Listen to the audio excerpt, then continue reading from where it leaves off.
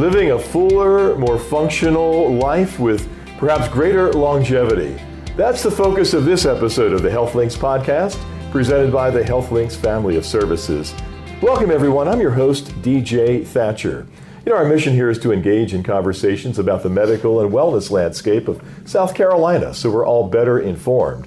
Now, in this episode, we are at the Charleston Sports Medicine and Orthopedic Center, joined by its founding physician, Dr. Bright McConnell. Dr. McConnell, welcome to the Health Links podcast. Oh, great. Great to be here with you.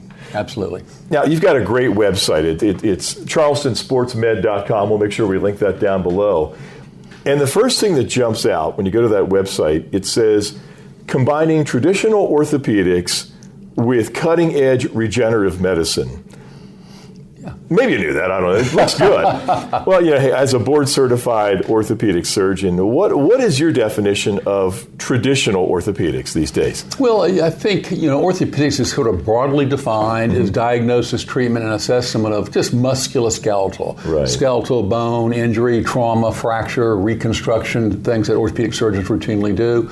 The science is constantly advancing, both from a standpoint of technology, much less invasive ways if we have to do something interventionally as a surgeon, but also now opening up to a lot more other types of treatment strategies we have available in terms of treating with musculoskeletal conditions in general. I think a lot of people forget the fact that orthopedics is not just a bone injury. It's everything attached to the muscles, the tendons, the ligaments, and everything else. Oh, it absolutely ranges from a trauma like a broken leg to bad tennis elbow, tendinopathy, to wear and tear, arthritis, spine and nerve issues that go with that. But it's how that all integrates in terms of how we functionally get around and do things from that standpoint, So we want to spend the bulk of our time talking about the newer therapies, these cutting-edge therapies that you have. But first, give us a snapshot of what Charleston Sports Medicine Orthopedic Center is all about, your staff and everything else. Sure.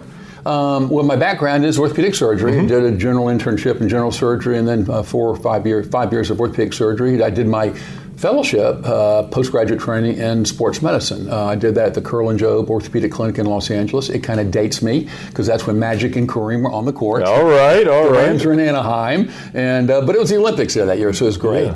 Since then, I've been back in Charleston, South Carolina since 1985, practicing orthopedic surgery.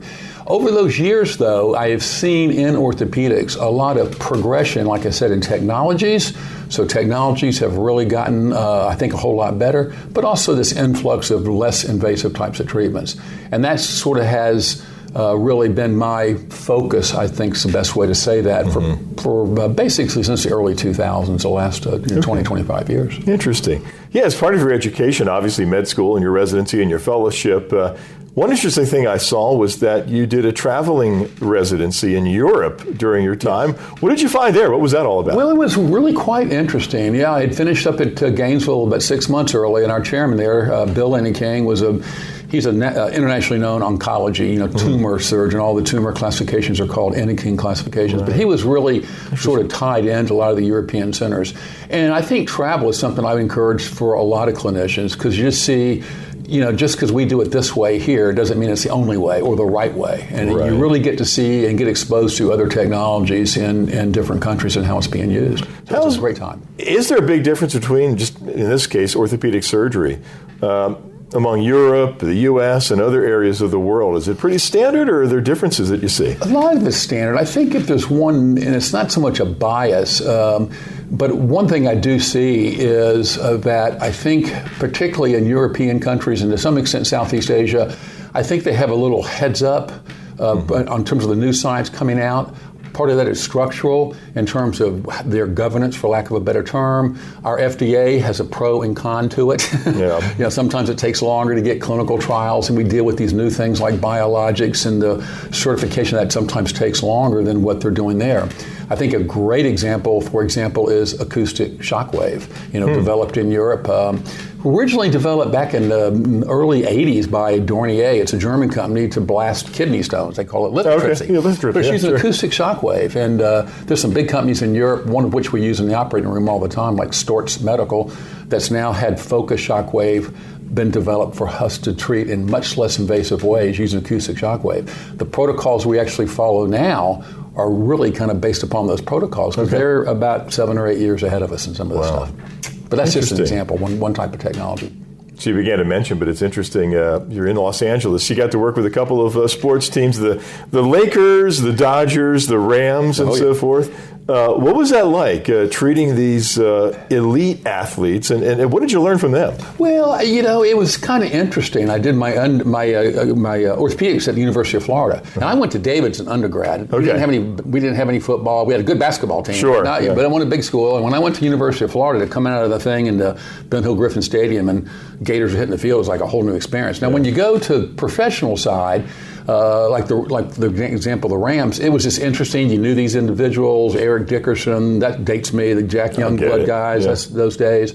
The Lakers is a really good example as well, just different personalities. Magic Johnson is probably one of the nicest guys I've ever met. Wow. Kareem was kind of an interesting personality to talk to and deal with. So it's a different thing. And Frank Jobe, the Curl and Jobe Clinic, he did the Tommy John operation, did all the mechanics for that.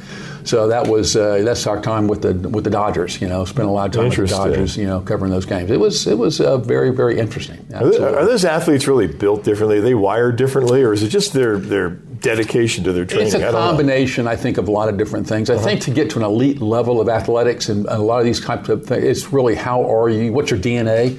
How are you programmed? Fast twitch, slow twitch. I mean, absolutely training's absolutely important in terms of where it is. But it's it gets thinner and thinner the higher up you get in terms of what you are able to do in terms of your performance. Sure. I know you brought a lot of that back to Charleston too. You the team physician for College of Charleston sports teams, right? I was, I came here in '85 and I took care as a primary team physician for almost 20 years. Yeah. I always feel like I had really good times. I like basketball, and that was the John Kress years and the Cougars. Okay, Cougars, it was a great team. It was actually my schizophrenic game, though, because I was a team physician for the College of Charleston, the Cougars. But when we go to Davidson, which was a big rival for us, it was the Wildcats, which was my alumni. So it was a very, very good time. And just dealing with what I call training room stuff, dealing with the athletes in the training room was very, very encouraging and fulfilling. Well, you certainly have the credentials, the street cred for sports medicine. We get that. Prioritize your health with a subscription to HealthLinks magazine. Get every issue of HealthLinks delivered right to your door for only $15.99 a year. 6 issues packed full of local factual health information to help you be the best version of yourself. Subscribe now to HealthLinks magazine. Visit subscribehealthlinks.com. That's subscribehealthlinks.com. HealthLinks magazine, the Low Country's prescription for well-being.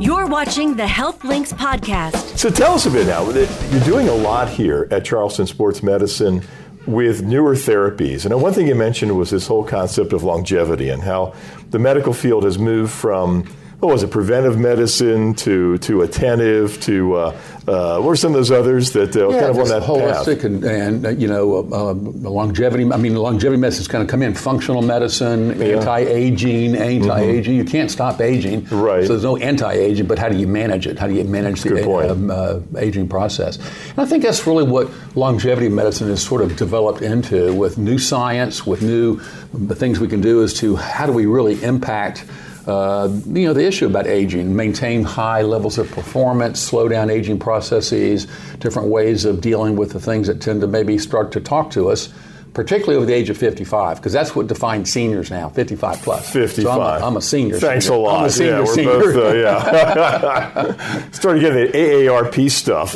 years ago. It's like they hit you in the 40s, I think. In 50s. That was my wife. She gave me a gift certificate, AARP, and my birthday card for my 50th birthday. Happy birthday. Oh, man. Happy birthday. But no, it's the science that we have to deal with it. Right. And life expectancies until recently have been increasing, and so we've got a lot of tools in our toolbox. I'll tell patients now to make that time much more pleasant for us. Sure. We joke about aging and how the 60 is the new 40 or whatever, that kind of thing. But a lot of people, don't they assume that just as they get older, they're going to have the pain, the decreased functionality, and it really doesn't have to be that way, I imagine. And I know you're doing a lot here with tell us about the FitMed program. You have Vasper, all these things that you notice on the website. Again, we'll link that down below here. Sure. But what are some things that can help people of maybe our age or even younger to stay fit? Yeah, for a while around 2003 to 2007, I was involved with a big preventive medicine center called Prevacare. It was a local thing, really looking at early identification of disease and how do we modulate it now. So I've kind of morphed that preventive type bias basically into, like I said, early detection. And I think the issue is a lot of people say, what is it? Well, it's like looking at, I call it the three legs of a stool basically, which is like nutrition. And not just macronutrients like what's the diet of the day, but how does that affect us and risk of diabetes or insulin resistance, micronutrient therapies, so-called nutraceuticals, different types of things that have an important role for us. And now we have actually genomic markers we can identify from genetic testing, which we might need more of. Then there's the thing about exercise science and fitness, just general fitness and our abilities to do things. And that can be arranged from a lot of patients I see, from high-level, elite-level fitness to people who can't stand to exercise, but they know they need to do something. And what's the new sciences in terms of fitness? And that kind of, we can talk about those in just a moment, but that kind of goes in some of these new exercise science technologies that are also being brought out. And then the last thing, which is, I want to say controversial, but it's been, I think it's standard now. There's a lot of misunderstandings about it, is hormone replacement therapy. Real important in longevity medicine. Hormones, are they good or are they bad? And you just have to, there's a lot of good science out there that supports appropriate use of the appropriate form of a hormone, and there's a lot of confusion out there too about the use of hormones. I know you have a comprehensive practice here with not just yourself and another doctor, but also your staff as well. You provide physical therapy. You have the licensed PTs. Yes. What about, though, somebody coming in who wants a workup and, hey, what should I be eating? What macro or micronutrients should I be taking? I know you offer those here and so forth. What's a workup like for somebody who's coming in, for help? Yeah, I mean, part of that is, as you mentioned, it's kind of try to get an idea of their nutritional background. And again, some of that's just sort of standard dietary questionnaires that have been evidence-based. Again, we now have genomic testing in terms of how are we wired, because that's a huge difference. Interesting. And there actually now is a sub-brand of that called nutrigenomics, where they can say, well, you've got this genetic modification that makes you much more sensitive to, say, a deficiency in B complex or something that converts folate to metafolin. It's a genetic issue. So you can, instead of just trying a bunch of different stuff and see how you feel, we can kind of narrow it down from that standpoint. So there's actually tests out now to look at what we're calling biological age by measuring these things called immunoglobulins, like glycan age. Glycan age is a big company that does that. So that's on the nutrition side. The fitness side, we do basic things like resting metabolic rate, where are you at, to all the way to elite level things like what they call VO2 testing and that type of thing. We'd have a body composition technology like DEXA, we call it, the body composition. And BMI is just sort of meaningless, to be honest with you. It's really more, what are you made of? Forget what the weight on the scale is. What's the percent of this? What's the percent of this muscle? And that gives us a good metric to act as a baseline, so we can look at it over a period of time and see how patients are progressing. There's so much information out there. It's very confusing for people. You go on YouTube, you follow the latest trend for nutrition, as you mentioned, maybe exercise, you join a gym or you follow someone on the social media, maybe just start taking supplements at random. So when you're coming in here, are you getting blood tests and so forth and that sort of thing to really narrow in, I guess, on what should be taken and what you should be doing? What is that whole process like, and maybe some of the costs, or if anything is covered by insurance and so forth? Sure. I mean, first of all, there's a real initial profile that we call it within FitMed. There's a profile panel that's pretty comprehensive. I tell patients that's our major vampire draw. Because this could be like a 20-tuber. Oh, wow. But we're looking at some of the general labs that a lot of people might be looking at, but we're looking at these newer labs, particularly the number one issue is cardiovascular risk assessment. So we're looking at inflammatory markers, something called CRP, and homocysteine levels, lipid panels, and not just your standard lipid panel, but it used to be called Berkeley Heart Labs. Now it's Cleveland Heart Labs, but it's looking at fraction size and looking at trying to predict cardiovascular risk. Again, fairly comprehensive nutritional assessment and a real comprehensive hormone panel. And not just testosterone or estrogen or growth hormone, but thyroid, adrenal function, those types of things are all kind of looked at. And that's kind of what we look at from a standpoint of blood levels to determine that. And then some genetic testing I kind of mentioned a little bit earlier. Interesting. So that's the initial workup, I guess, when you consult with someone consults with you. They come back, I guess, then you walk through all of these results and develop a plan then, or exactly. How does that work? So they'll come in for some of that initial testing. We get the blood work, and we usually meet up in the office. I do have some people from around the state, and we're actually exploring, because a lot of things now are going remote, because the labs that I use, there's two big national labs, Quest and LabCorp. I have to use Quest. It's interesting, too, about insurance coverage. That's a little bit of an issue for us in terms of, not that it shouldn't be an insurance, but sometimes insurance dictate to the providers and the patients what they can do. Like, we'll say, well, you can only check your PSA every 2 years. What? Yeah. I mean, if you had that test, you can't have that test. So it's sometimes kind of a mixed model. If they come in and they've already had labs that are relatively recent, we don't have to repeat them, but there's some newer labs out there that insurance companies still look at as, well, that's investigational. So that's kind of how the pricing kind of works. It's sometimes kind of a hybrid from that standpoint.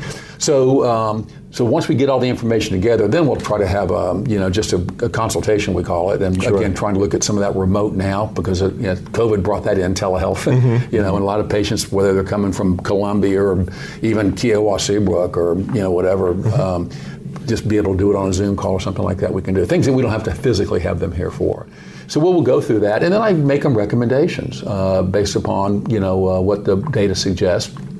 Whether it's nutraceutical-based supplements, because some people will come in and they'll look at me and go, I'm going to give you 4 things to recommend. Okay. And some people come in with 3 bags of stuff. Look what I'm taking. And you got to kind of go through them, what's there. Anything that's prescriptive that needs to be written by the prescription, we take care of. And if they elect for us to do that, then they kind of go into what we call the program. Okay. In the first year, we meet a couple times a year. But after the second to third year, they're kind of in that, what I call the rocking chair, and we've kind of modulated their levels where they need to be, and I might just see them once a year for that. Don't say rocking chair. That's not a good message. That's right. Get that. Well, A lot of things I wrote down off the website here, just so I could pronounce them and make sure I don't get them wrong. A lot of what you offer, besides traditional treatments that you said, orthobiologics. That's a mouthful. So an orthobiologic, shockwave therapy, you touch base on that, MLS, laser therapy, EMTT, things that many of us have never heard of before. Walk us through some of those treatment options, what they're for. Yeah, orthobiologics, and the kind of abbreviation is OBX, and that's not the Netflix Outer Banks show. I was going to say, right. That's what I think of, yeah. But orthobiologics are basically substances, primarily, that are biologically based or naturally occurring. Okay. And they come into different categories. A lot of these are growth factors that are derived from blood. People may have heard about PRP, or platelet-rich plasma. Our platelets have these little different individual things. When they break down, the platelets break down, these so-called alpha granules. They release all these stimulatory cytokines, what they're called, that help growth, help vascularity, help new blood supply, tendon, et cetera. All the way to stem cells. And there's only really 2 mesenchymal stem cells that we use. That's in the United States. We don't do any, only for certain research things and trials using fetal stem cells, or embryonic, I meant. So the 2 stem cells that we use are bone marrow aspirate, comes from your bone marrow, and actually lipoaspirate. Most people don't know that, but fat cells, microfragmented fat is what it's called, is extremely strong mesenchymal stem cell. And so we can use those and then some things that are traditional, like gels, highly uric gels for the treatment of osteoarthritis. Those are considered orthobiologics as well. The stem cells, just to clarify, so they're autologous, or they're coming from the patient themselves. Yes. And being injected back in, or however you use them. So, true. The only stem cells that we have are autologous, which means you take it from that patient, you give it back to that patient. There is a little bit of a lap, and there's some misunderstanding with this, with amniotic-based products, central-based products, and something called ECM, or extracellular matrix. That's actually a cytokine, just like PRP, but just a lot more into it. those are actually used, and for example, amniotic matrix allograft is used for wound care. And these are donated grafts at the time of a C-section birth. I always make sure patients understand the babies are in the nursery. Gotcha. Right. Babies are fine, they're in the nursery. This is mom being screened and donating this.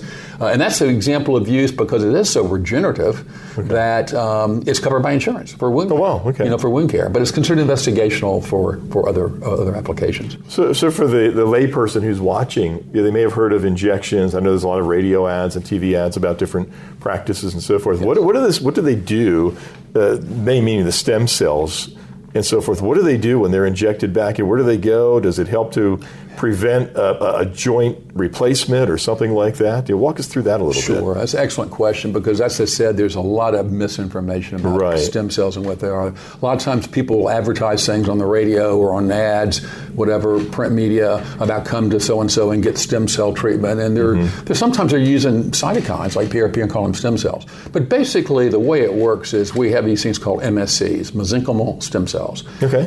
And as I said, there's basically two. What they do is they secrete this little vesicle called an exosome. Now, exosomes are getting really big. There's been a lot of research on them recently. Pharmaceutical companies are all over exosomes because once you understand the structure, you can biomanufacture it just like any other drug, which they are doing. It's going to take them 3 to 4 years to get through that. But then the exosome is the trigger or the spark, for lack of a better term, that actually activates these things called pericytes. That's Pericytes. Okay, not parasites. So those are bad. No, pericytes. But those are tissue-specific cells. So the pericyte, say, in your heart muscle is different than your regular muscle, is different than your cartilage, is different than other things. So it's not like you just inject a stem cell and it knows where to go. It's that mechanism of how that, and that's kind of what the overview of that pathway is. All right. And there's a lot of other things you offer as well. On the website, there's this great video of a woman going to town on this machine. It's all part of the Vasper therapy or machine, or what is that all about? What's it for? Vasper is sort of an interesting technology that was developed with funding, joint funding from NASA and Department of Defense. Okay. NASA wanted something for zero-G because they're having some issues with mission links, as we just know. Right. Paying attention to. Where they're losing muscle mass and bone density because they're in zero-G for so long. Okay. And DOD wanted something for wounded warriors, a difficult rehab group. Now, in sports medicine, there's been a training technique called BFR, blood flow restriction. And it's a technique that's been used where athletes will put on, or anybody can do it, but it's been used in sports a lot, put on tourniquets and do high intensity interval training. But the tourniquets hold back artificially the lactic acid. So these now exercise technologies are called biohacking technologies because you're tricking your brain. So the gist of that is once you drop that tourniquet, I'll tell my patients like a dam in the river, it builds up, you pull the dam away, downstream it goes. Well, it goes to your brain, your pituitary, and your pituitary sort of thinks that's a much higher level of exercise to get the lactic acid that high. So it puts out a huge anabolic response. So growth hormone, testosterone, those go way up. That's how your body heals, repairs, and gets ready. And it's been used in sports because it's WADA compliant, the World Anti-Doping Association. You're not taking growth hormone or testosterone. You make, and who knew there was such an alliance? I don't know. That's interesting. That's, but you do World Anti-Doping Alliance. The World Anti-Doping Association. Exactly. Yeah. And it was a performance enhancement. So I'm kind of down that rabbit hole. I apologize for that. But what Vasper and DOD did was that a lot of the wounded warriors really couldn't do high intensity intervals because they're deconditioned from multiple injury. So the individual, Pete Wazowski, Dr. Wazowski, he developed Vasper. He was an environmental consultant for NASA, and his PhD was in cryotherapy and muscle physiology. So he did all the stuff we use in surgery called game ready and cold compress. He said, chill them. If you chill the individual while they're exercising, they don't have to get rid of their body heat. It's called thermal Interesting, regulation. So I'm glad you mentioned on the video, just on the website, shows a woman on this elliptical type machine or bike or something with the cuffs on that you talked about, and it looked like a cooling type of device that she's sitting on and leaning That's exactly against. right. So instead of the cuffs going up with air, they go up with 41-degree water.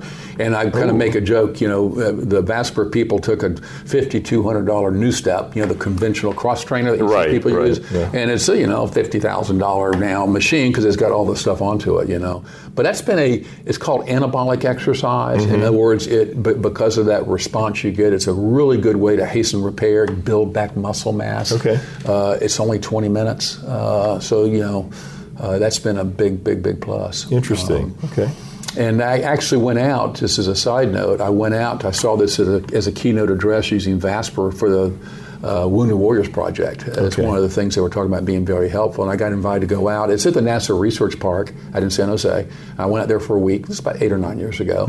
And I got approached by Stanford University and the people working with them about doing a trial for osteoarthritis of the knee to build their strengths up in a non-performative way. So that's what brought Vasper to South Carolina, is we started a trial for that. What determines, so a patient comes in, gets some blood work, they want to increase their longevity and so forth.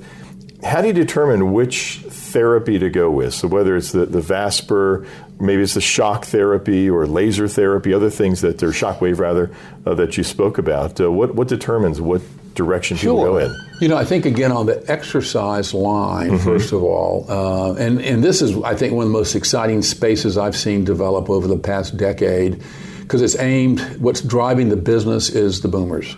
Candidly. Doesn't mean it can't be used on elite athletes, but the boomers.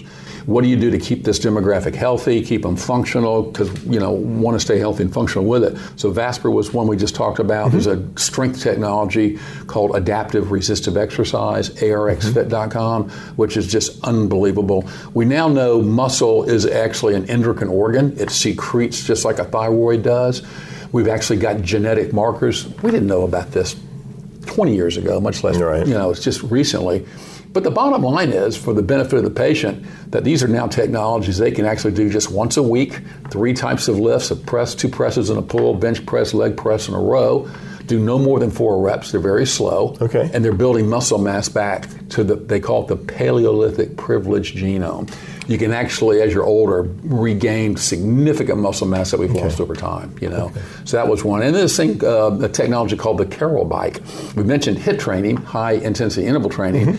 There's a big focus on REHIT, reduced exertion, high intensity training. Interesting, okay. And there's a Carroll bike developed in Great Britain. It stands for Cardiovascular Optimization Logic, but people can Google it up. It's just like the woman's name, Carroll, where you actually get on this thing and you do a 3-minute warm-up, you do 2 15-second sprints, you have a 3-minute, you're off the bike in 8.5 minutes. And it outperforms individuals who are joggers or runners that are running 45 minutes a day at just above their heart rate. And I try to explain to people, because I think these technologies now have a real important role for people who might be time starved, just can't get to the gym like they want to, or sometimes people just don't like exercise. Imagine that.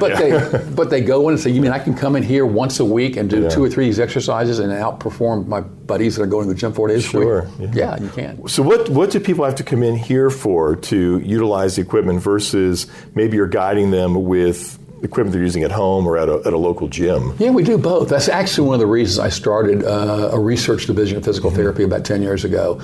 And as an example, some of these exercises, like there's a machine, there's a grant and all that kind of stuff, they're kind of expensive, and outside the fitness clubs. So a model that I thought would work well would just be have these as part of physical therapy. Because physical therapy for a lot of patients is covered by insurance. Sure. I've been here a long time, since 1985. There's excellent therapists in the Tri-County, Charleston area. It's not that, it's just what types of equipment do they have access to. Sure. So a lot of them will come in for that purpose initially. As terms of the orthopedic practice, we'll get referrals to physical therapy, and they get exposed to a lot of these technologies there. We are developing a medically based fitness program for FitMed, where we're looking, there's been some interest in this. I've seen these kind of go out across the countries, where instead of building 40,000 square foot, not to pick on any brand, but Planet Fitness, gym, whatever, these, where people come in and lots of machines and during the day, they're starting these fitness centers that are like 2,500 square feet. They might have 4 pieces of equipment. People come in once a week and they go through their routine in 60 minutes to 90 minute stops, and they're finished. So we're seeing those business models spring up. It's been fascinating to hear everything that is available and things that maybe we're not aware of. So. It's just, yes. You got the great clinical background, obviously. You're pretty well-rounded this. I understand you're also a licensed pilot. Yeah. And you're a licensed boat captain from the Coast Guard. And you drive a tractor as well. So you can operate all sorts of... One thing, a story you told me before we went on air here was... about how you used to fly for these missions to harvest, really from deceased people, harvest what you need from an orthopedic standpoint. Tell us a little bit about that. Really fascinating how that came about. It was kind of, I had a real interest in general aviation, even actually in high school. I got my private pilot's license in high school. Wow. And because I was going to the military and do all this kind of stuff, and when I was 6'5", I couldn't read the big E on the chart. So they said, "You're not flying jet for the military, buddy." So I decided, all right, I'll get my, So actually at the University of Florida, again, Dr. Enneking, a big oncologic surgeon, that I got my instrument ticket there and had a plane in Florida, so we could go out and when a donation was available, limbs basically for tumor reconstructions, taking femurs and thighs and cartilage grafts, etc.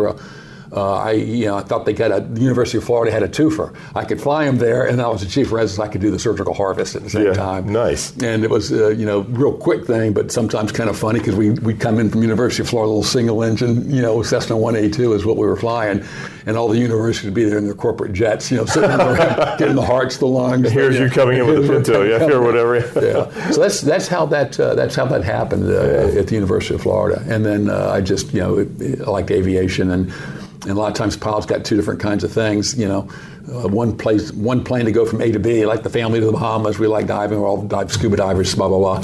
And then sometimes just fun planes, and I was interested in aerobatics, so I kind of got involved in aerobatics as well. Interesting. Wow. All right. Well, for someone who is watching or listening to this and thinking, man, I could probably benefit from that. What's the procedure? Go online and they come in and consult with you or maybe someone on your staff first? How does that work? Yeah, no, I think that's exactly right. I mean, the website is there. It's constantly morphing because we're constantly changing different things and kind of where it is. And then the basically, if the interest is expressed, we send questionnaires out. And if like for example, if it's FitMed and they want to do the profile, there's a pretty comprehensive document that can be done electronically to get all the medical information.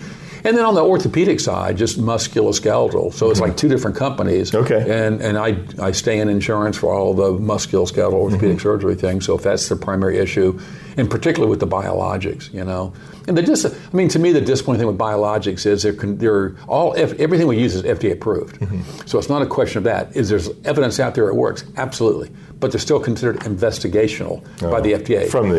So I'll tell patients who are trying to keep their knee for another 10 years and don't want quite yet the joint or whatever it is from the surgical standpoint, that we can get approval to do a $50,000 total cost now. I'm not talking about of a knee replacement, but they won't cover a $4,000 evidence-based biologic treatment for it. That's changing. There's things in the works now with trials that's going to change that, I think. Interesting. Yeah. All right.